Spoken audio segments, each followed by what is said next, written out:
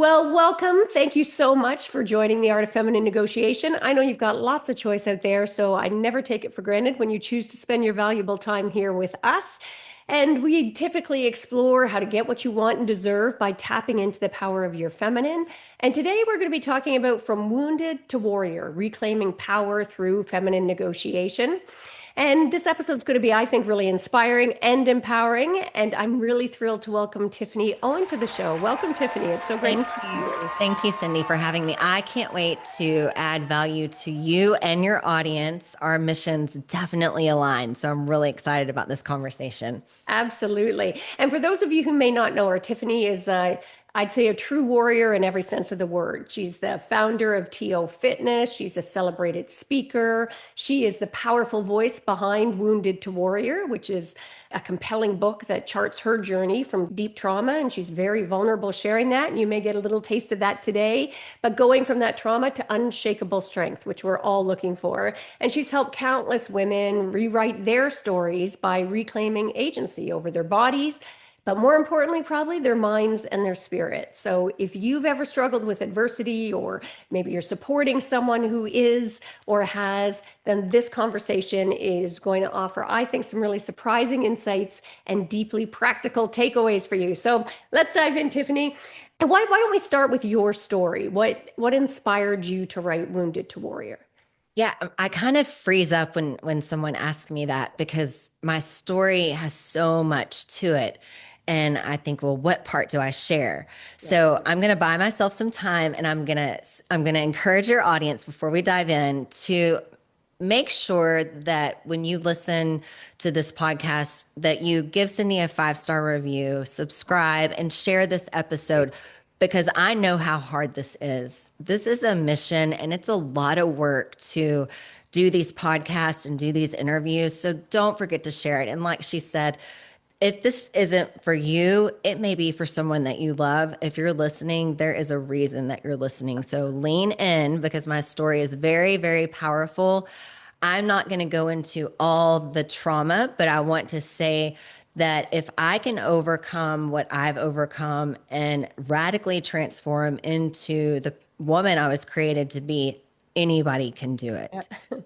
And that's a big part of my book. I talk about my trauma and my story, but it's mostly mindset tools that help me overcome. And just so you know, a little backstory, I'm 44. I have 4 children, Wow. and I'm a Look grandma. fabulous. Thank you. Well, and I'm a grandma too. So I just, Wow. first grandbaby was born in February. Congrats. I've overcome just about everything that you can think of. And I lived from a victim mindset my entire life. And granted, I was a victim of sexual abuse, physical abuse, unwanted abortion, addiction. I tried to kill myself for the 4th time 3 years ago. And that's where my rock bottom really started, and my journey of radical transformation really took place. And I'm on a mission because my pain is my purpose, and I believe that you are most qualified to help the woman that you used to be. Yeah, that's gorgeous. Now, and let's focus on that that idea about turning pain into purpose. And first, thank you for sharing so vulnerably. I think a lot of people hold that back, that part of themselves. And I'm a big believer that the more transparent we are, the more we share our vulnerability, the more we create connection and relationship and all lift each other up together. So can you talk to us a little bit though about what does that transformation look like in practice, that turning your pain into purpose, and how did you, I guess, begin to negotiate that shift within yourself? Yeah, when you say negotiate, my mind goes to don't negotiate with yourself, with your goals and your like I think of non-negotiables as things like, so we're not going to negotiate our goals and dreams, right? So I kind of have a different take on it, but I love your take on it. 3 years ago, I was a very, very successful coach. I've been in the health and fitness industry for 24 years. I was helping thousands of men and women, and I was a 6-figure earner. From the outside looking in, you couldn't really tell what was going on. Yeah. But if you're listening, and I help high achieving women like your listeners, you pour into everyone all day long. and we forget to fill our cup back up. And the more I helped people and the more successful I became, the more I neglected my mental health, and I turned to addiction. I'm an alcoholic. I'm a recovering alcoholic. And I was fighting battles that overtook me, but I was still high functioning and providing very well for my family. So for me, it took hitting a rock bottom to truly do something different and being open to thinking differently, if that makes Yeah. sense. Totally. Well, and I know you and I are both big believers in that sort of, I call it negotiate. I think the problem with the word is everybody immediately thinks about that sort of in a boardroom, right? Where there's these contrary positions and they see it as conflict. And to me, effective negotiation is exactly the opposite. So we are negotiating, if you will, with ourselves every day in a million ways, right? Like, am I taking that next step towards my business, my goals, my new path, my purpose, my vision, or am I going to, as you say, pour into everybody else again and let the day kind of piss away? So, Yeah. we often talk about negotiation as something we do with others, I think, but in your work, it's clear that the most important negotiations, as you've said, are those Yes. internal ones. So speak to that a bit. And again, you don't have to use the language negotiation, but what are some of those internal mindset pieces? No, you're absolutely right. We are constantly having a conversation with ourselves. And what I help women do is create a new narrative that will serve them and help them level up in their journey. Yeah. Because if we're always talking to ourselves, so we might as well create that narrative to serve us. And so I do like negotiation that way. And with your background in law, it makes sense, right? Yeah. So, how many of your listeners have probably said, I'll start Monday with my health and fitness goals? I know what to do. I just need to do it because we're high achievers and we should know how to do this and we should Yeah. just figure it out on our own. We're the leaders, and so, but that's not always the case, because if you knew what to do, you would have done it by now. And I had to hit a bottom that was so low that it forced me to I had to give myself permission to think differently. Yeah. When we change the way we look at things, the things we look at change. I had to go from life is happening to me to life is happening for me. And that's a big part of how I changed the negotiating with myself. Yeah. So that's a big part of what I help women do, because you can have a great workout and your nutrition can be on point, but your mind and your mindset and how you take care of yourself is truly a reflection of who you are, and it will show up in the way that you look and feel. Yeah. And what do you see, Tiffany, as some of the biggest mindset blocks, like in these high achieving women that you're working with? What are a few of the biggest blocks? Just because I'm sure for some of our listeners, they'll go, "Oh my gosh, that's me." And what can they do about it as a practical matter to start today to change, as you say, the narrative? First, you want to think about what you're thinking about, Yeah. being aware Yeah. of making the unconscious conscious. So, first, what are you saying to yourself? Most of the time, my clients that come to me have no idea that they are talking so negatively about themselves or to themselves. And we wouldn't talk to a friend the way we Yep. talk to ourselves most of the time, right? Or even our So, worst enemy, probably. absolutely, absolutely. So, the way they're talking to themselves, the guilt that they have of putting themselves first. Yeah. You cannot pour from an empty cup. Yeah. Using I'm too busy, I don't have time, or I'll get to it later. You keep putting it off and later never comes. And I'm talking about really taking care of yourself, mind, body, and spirit. Yeah. And so what would I do? First, we need to identify what are your limiting beliefs and what are the things that you're saying to yourself that are holding you back. Become aware of what you're thinking about.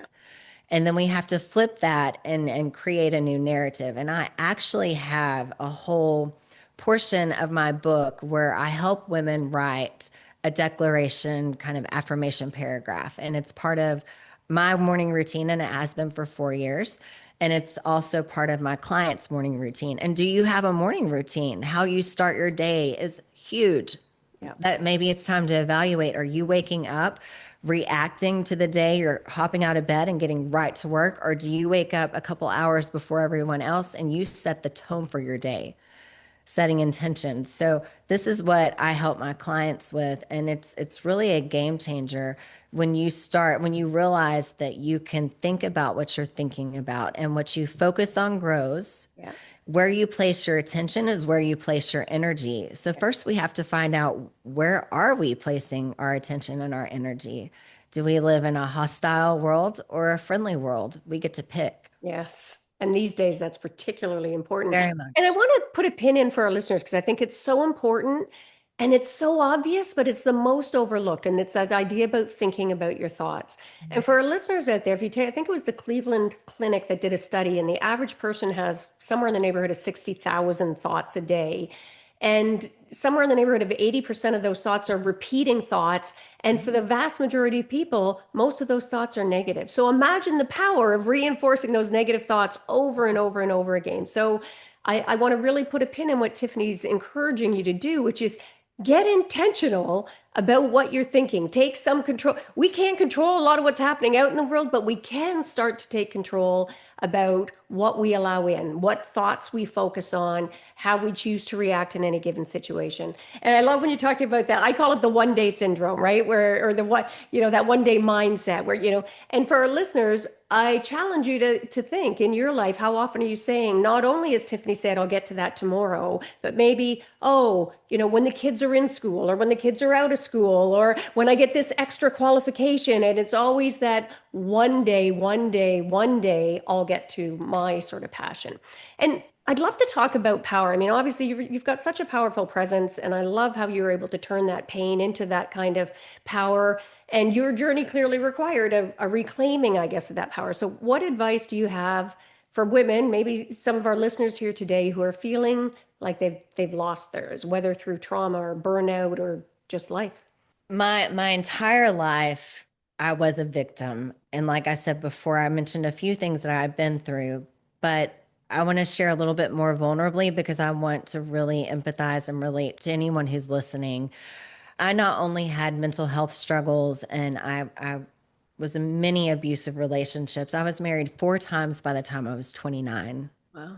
4 times, because I kept marrying the same Yeah. person over and Yeah. over, not realizing I was just recreating the past over and over, not knowing anything about how my brain works, which was what I know now. I found out when I was 29 that my dad wasn't my real dad. I was conceived by an anonymous sperm donor from a sperm bank. Wow. And my mom and dad kept this a secret from me for my entire life, and they were never going to tell me. And I found out the truth because I had told an uncle in counseling that my half brother raped me when I was 23. And he said, "Well, your dad wasn't your real dad." Wow. Wow. You've got, Devastating, yeah. devastating, Yeah. because my mom let me believe that my brother that raped me was my brother, and rape is rape, right? Yeah. But Yeah. that would have been a great time to Yeah. tell me. Yeah. Yeah. And I was living in a mindset that everyone that says they love me abuses me or they leave me. Yeah. And so what happens is the ego wants to be right. Yeah. And I was recreating that scenario over and over, not realizing it. How many of you are listening and you're like, I just can't catch a break. Why does this always happen to me? There's just something always is, I always get sick. There's the words that we say that just keep us stuck, and we just keep recreating the same day over and over. Yeah. And that's a survival mechanism too, because your mind knows that you survived yesterday.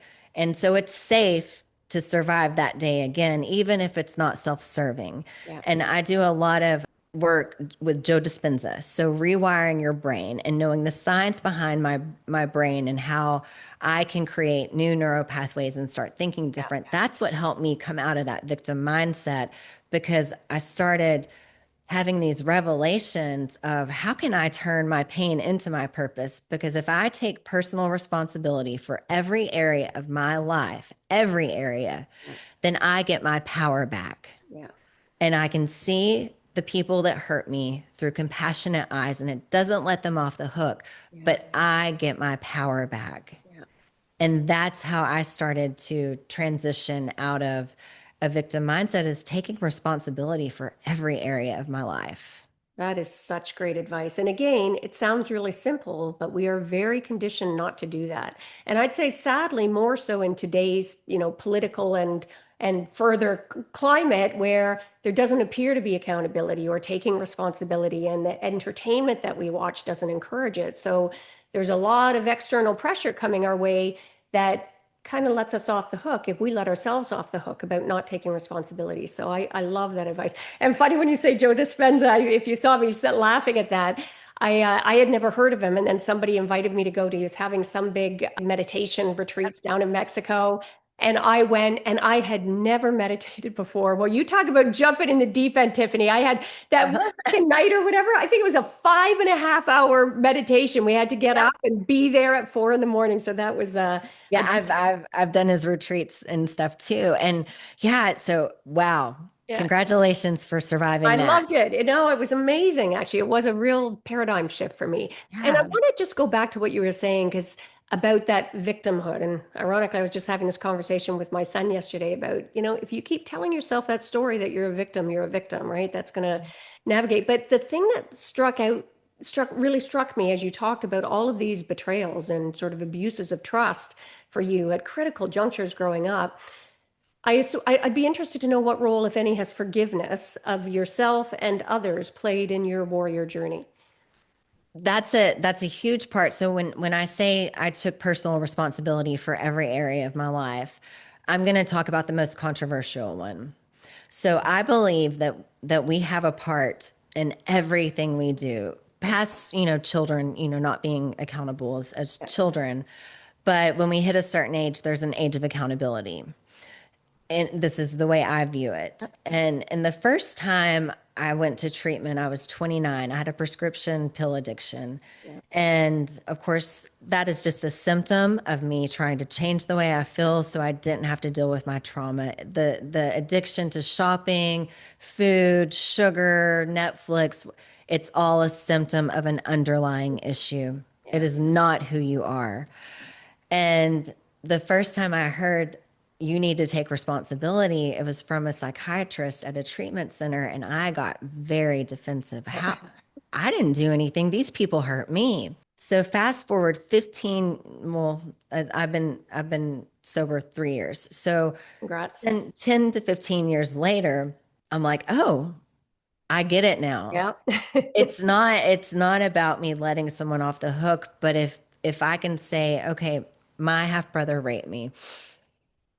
Well, what was my part in that? I drank way too much that night and I blacked out drunk.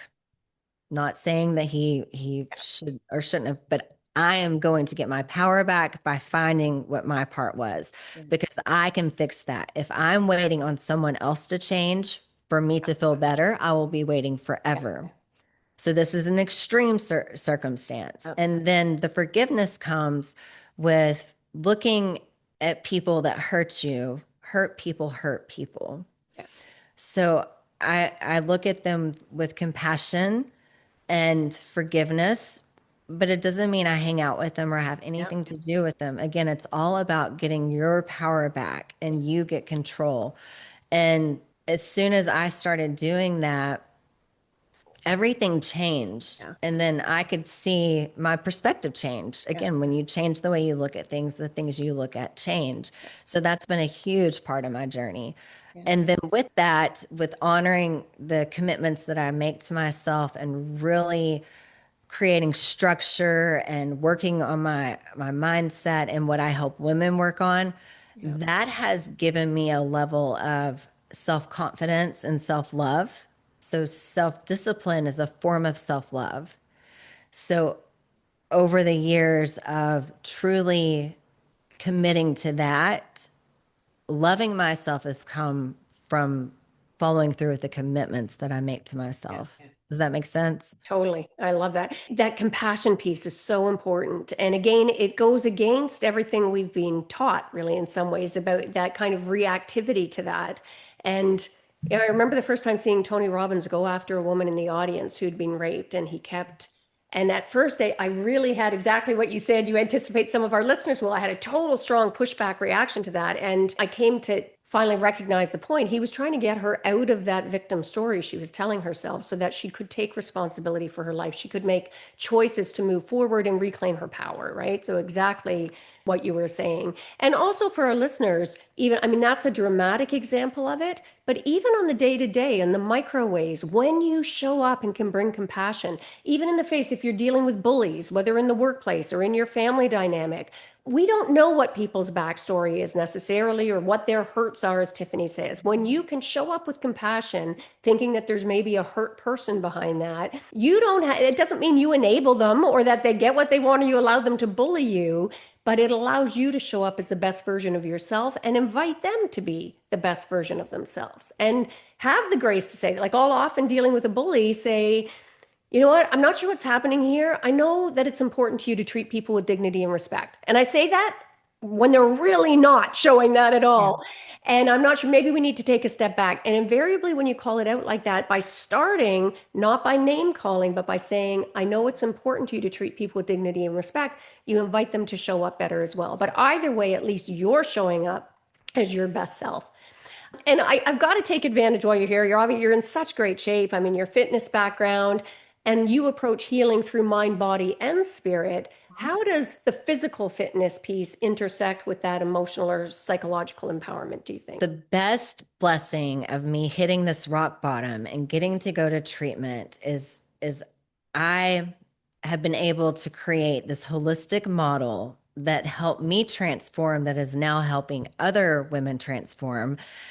And it was such a blessing because my youngest client is 24, my oldest is 72, and I do everything Nice. virtually. And I've done a lot of talk therapy and I've trained a lot of people in the gym. But I knew when I started this platform and this business that I didn't want to give anyone a workout. My workouts work, they're really good, and I work with all fitness levels. I have tons of testimonials, but I wasn't going to give anyone a workout without them doing mindset work. And what does that look like? I needed a blueprint and tools for them because the longest distance you'll ever travel is between your head and your heart. You know these things, but Yeah. how do I do them? Like you said, how do you love yourself? Okay, I have things that I do with my people every day, and I have them implement into their day that will lead them to self love. And then when they do their workouts, they are more confident. Yeah. They will actually do them. They will follow through with the commitments that they make Yeah. to themselves. I have a community that supports everybody supports each other. We do small group like mastermind Zooms. There's levels of accountability. I have a whole team of people that help me support my clients. And so when I started this virtual fitness thing, because most of my people are working out from home and a lot of them have never worked out before Yeah. or done anything for long periods of time. So they don't have any confidence in the fitness part. So my goal is to help them believe in themselves and giving them instruction. And then I'm like, well, I've got to trust them to do this at home by themselves because I'm not going to be standing over Yeah. them.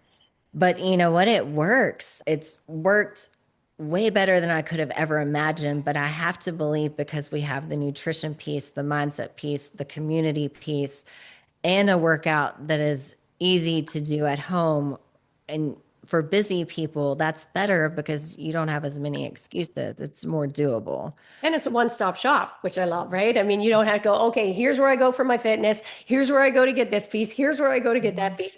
And I like to call it, it's an inside-out approach, right? I mean, everybody assumes that I'm just going to focus on the physical. I think most gyms, most fitness instructors, all, they're very narrow focused. They And do. I agree with you. I think we need that inside-out approach because it all comes from your mindset. How you approach your physical workouts are going to be affected by your mindset. Yeah. So on my logo behind me, my tagline is transform your mind and your body will follow. Yeah, nice. And it's incredible because I've worked out for 24 years consistently. but I look so different from when I started my whole mindset transformation and my sobriety.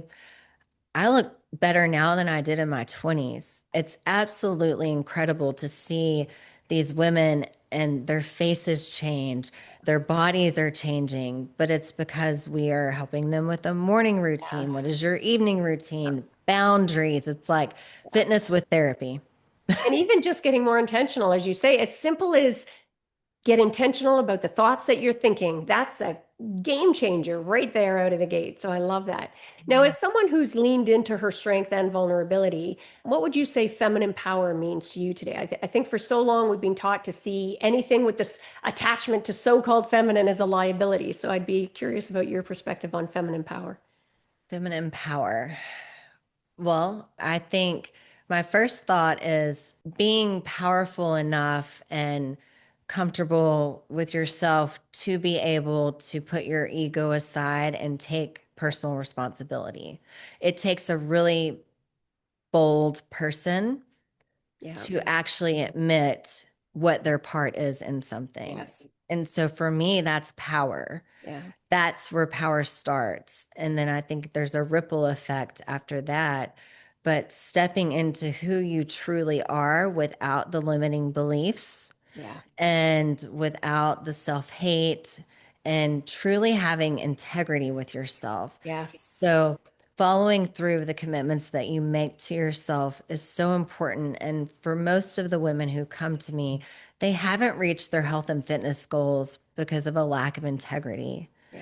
And it's because they've promised themselves things and they don't follow through with Yeah. it. And the more they do that, a little piece of them dies. Yeah. And And they're it's training their brain to not trust their promises, right? that's it, So, right? So yeah. being able to trust yourself and follow through with the commitments and you make to yourself. And so you said, what's a simple thing that someone could start with? I want to offer this. I have my clients create what we call a power promise. So that's something that you can do even on your worst day.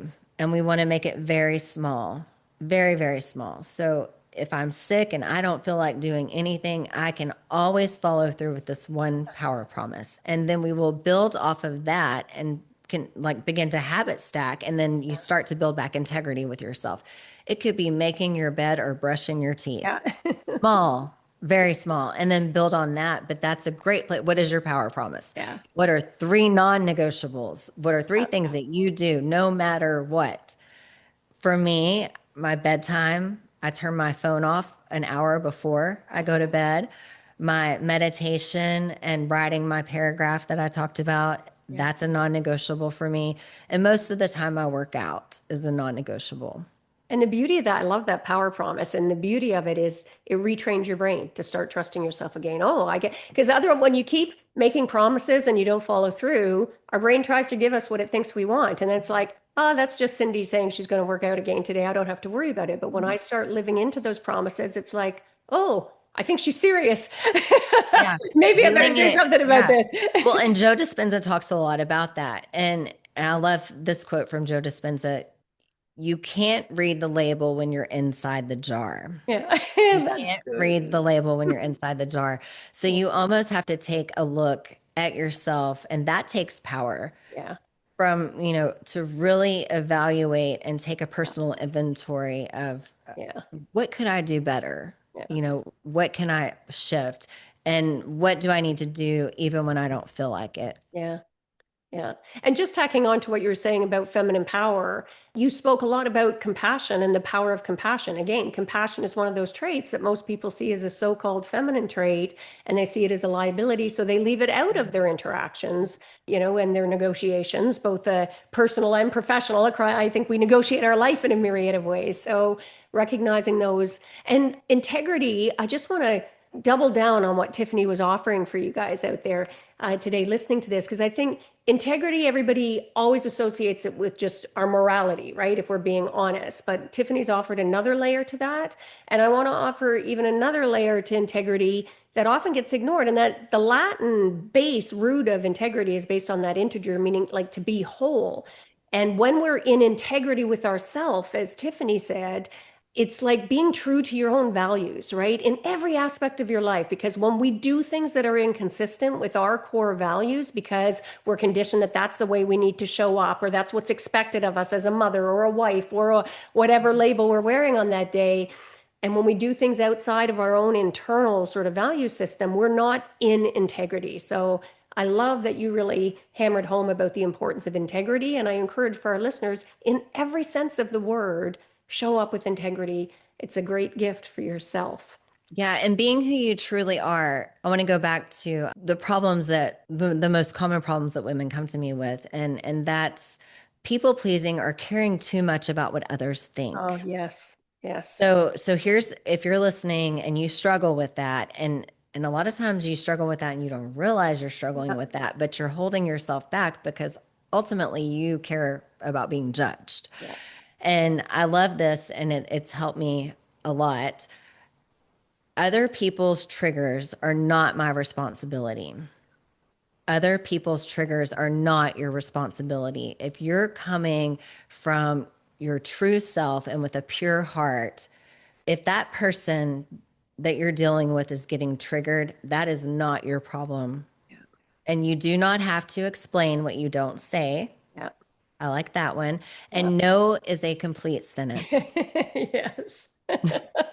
And so important, even and just the logical extension of that as well. It's like when we're seeking our own validation based on external factors, like what people say or what we think people are thinking, it's a recipe for disaster. Like, number one, as Tiffany was saying at the beginning, own the stuff, like love yourself, right? And get that internal validation, and that'll be such a big shift. So, Tiffany, there's so much more we could talk about. We'll have to get you back to maybe take a Yes. next layer.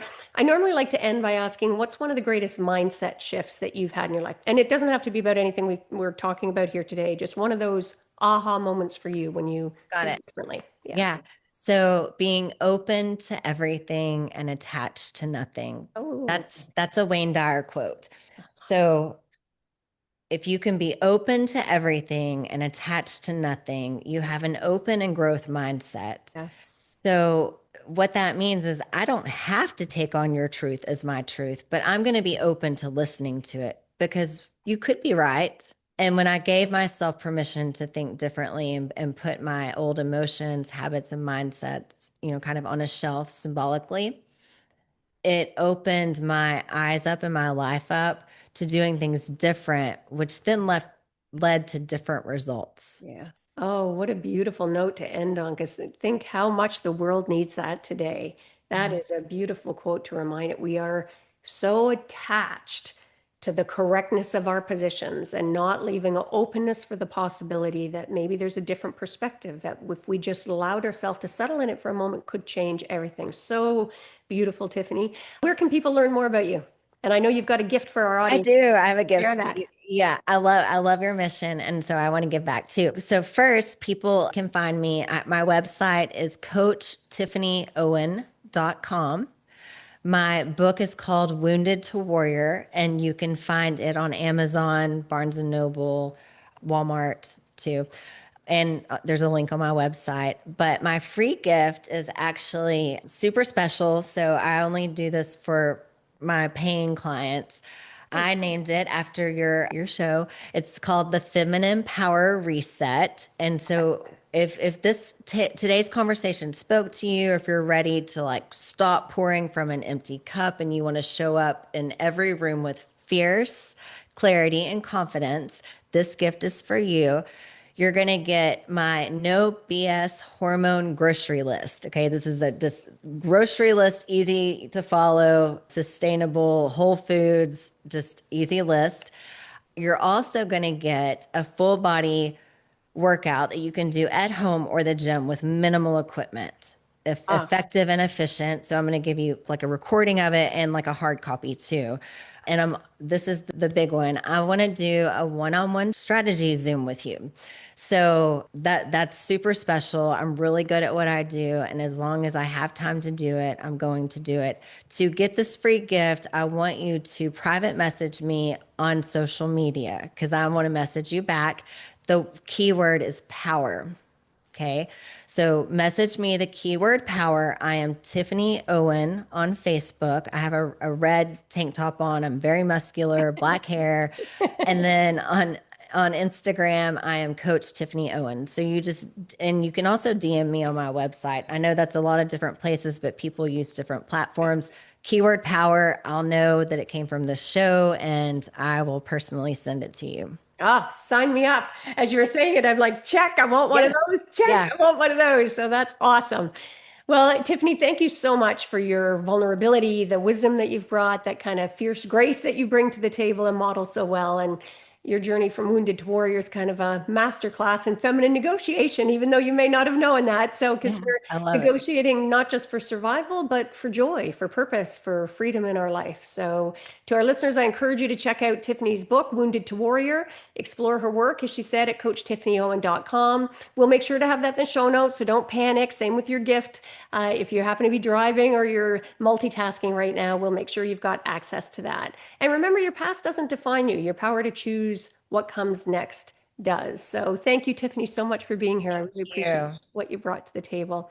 So until next time, make sure to subscribe, rate, share the podcast. I often say give the gift of sharing. So much value here for, frankly, any of the people in your life you care about. So make sure to share it.